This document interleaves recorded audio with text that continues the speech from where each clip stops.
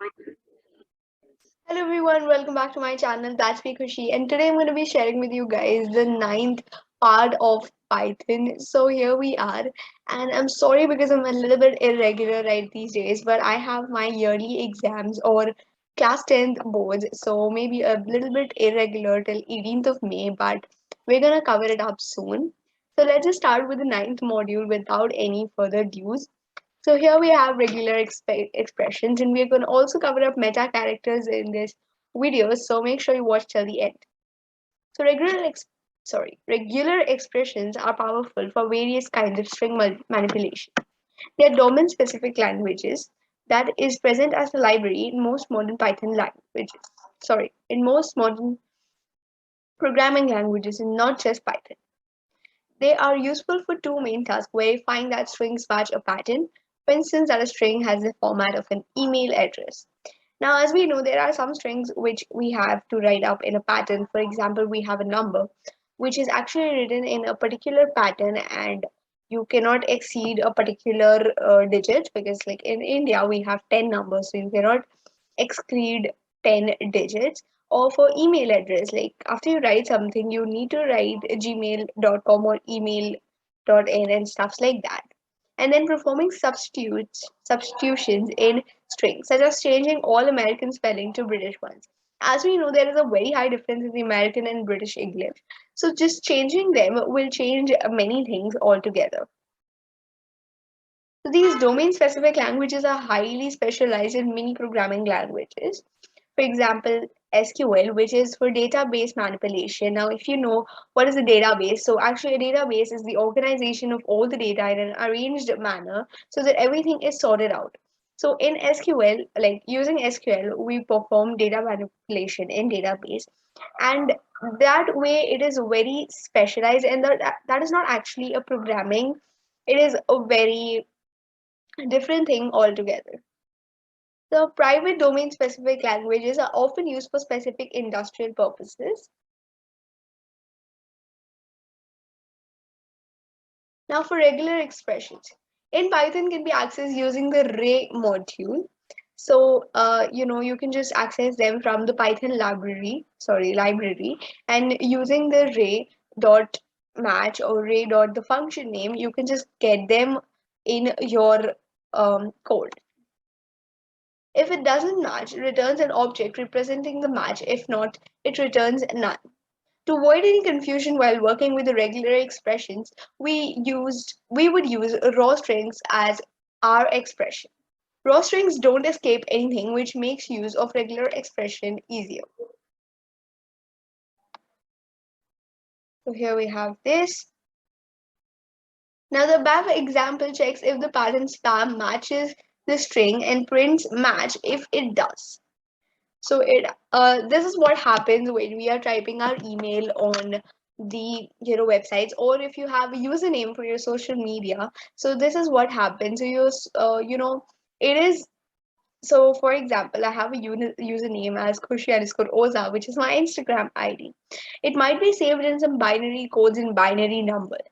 If what I type matches that binary code, then it's going to print match. And if there's a mistake of a bit or I miss the underscore, it's not going to print match because there is a difference in the binary code which was provided. This pattern which we saw in this example was very simple, but when we come to binary code, the pattern is really, really complex to get. Now, the other functions to match patterns are re.search and refind all. The function research finds a match of a pattern anywhere in the string. Now, for example, if I have, let's say I have a list of 5 names, and I have entered one of the names from the 5. So the reload search uses that whole list and finds that one string which I have given. The function read.find all returns a list of all substrings that match a pattern.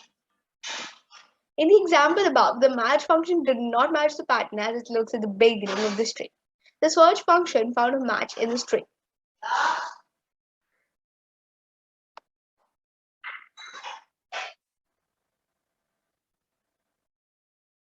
Now, the gex search returns an object with several methods that give Details about it. These methods include group, which returns the strings matched, started and ended, which return the start and the ending positions of the first match, and span, which returns the start and end positions of the first match as a tune.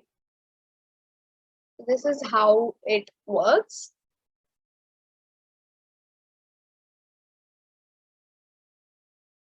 Now, one of the most important re methods that use regular expressions is sub.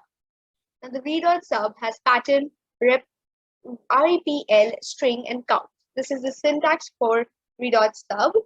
And the method replaces all the occurrences of pattern with string in string with REPL, which is the occurrences or the repetition of that string, substituting all occurrences unless the count is provided. So this is similar to while. Now, as it happens in while, the condition works unless the number is something. So it is the same thing. It substitutes all the occurrences unless the count provided is reached. Here we have an example.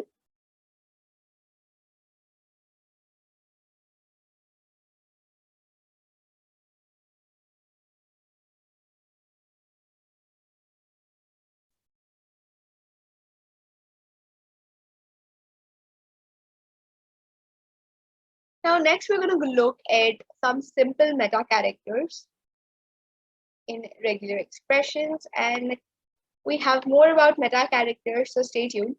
Now, meta characters are what make regular expressions more powerful than the normal string. They allow you to create regular expressions to represent concepts like one or more repetitions of a vowel. The existence of meta characters possesses a problem if you want to create a regular expression or a region that matches a literal meta character, such as the dollar. You can do this by escaping the meta character by putting a backslash at the front of it. Now we have one such escape character. Now just put it down in the comment section, which has this, and there is one letter here, which when we type with our string, just creates a new line. Yeah, that's a new line character, and it has a backslash in it. Now, as we know, backslash is an escape character. We also have many such, like we have backslash T, which is for tab. So in the same way, we have many such meta characters, which is one more is backslash dollar, which is for something we're gonna see. However, this can cause problems since backslashes also have an escaping function in normal Python strings. This can mean that putting 3 or 4 backslashes in a row to do all the escaping. The first meta character we look at is the dot. This matches any character other than in the new line.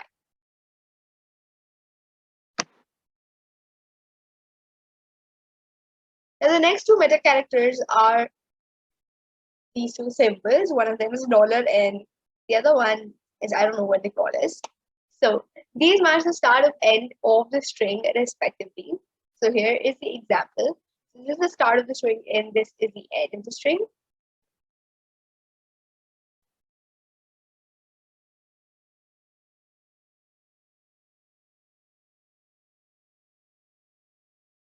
After simple meta characters, we're going to look at character classes. Now, the character classes provide a way to match only one of the specific set of characters.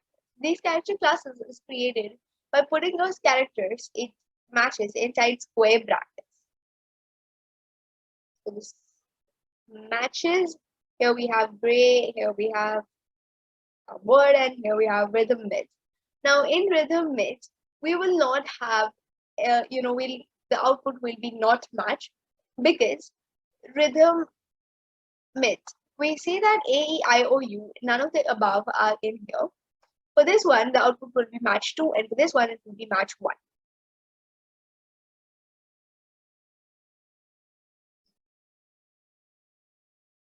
Okay. The class A to Z matches any lowercase alphabet character. GP matches any uppercase character from G to P. 0 to 9 matches any 0 to 9 digit. Sorry. Multiple ranges can be included in one class. For example,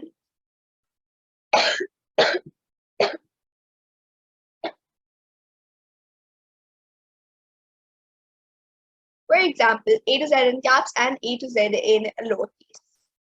So that's the example we have over there.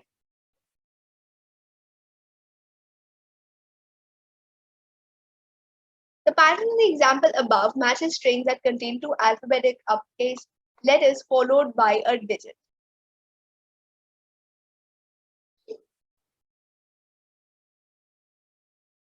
Okay, so we're going to run this and look at it, what happens.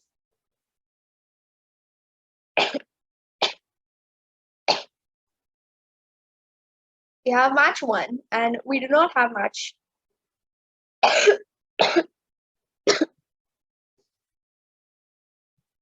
2 and 3.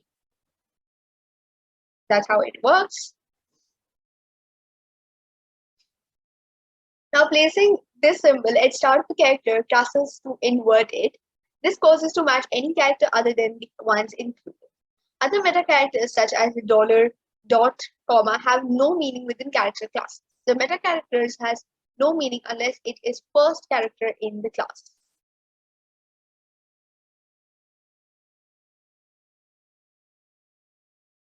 Now we're going to look at some more meta characters and that is going to be the end of the video. So let's just look at more meta characters. Now some of the meta characters are the asterisk, addition symbol, question mark, and the curly braces. These specify number of repetitions. The meta character asterisk means 0 or more repetitions. Zero or more repetitions of the previous thing. It tries to match as many as repetitions possible. The previous thing can be single character, a class, or a group of characters in parentheses. The meta character R is very similar to the asterisk, except that it means one or more repetitions. Earlier we had many repetitions, now we have one or more. So earlier it was 0. So for the asterisk, we had 0 or more. I'm sorry, I gave the wrong one. For the asterisk, we have 0 or more repetitions, and for the addition, we have 1 or more repetitions. The meta character question marks means 0 or 1 repetitions, which makes it similar to 0 to 1, and that's it.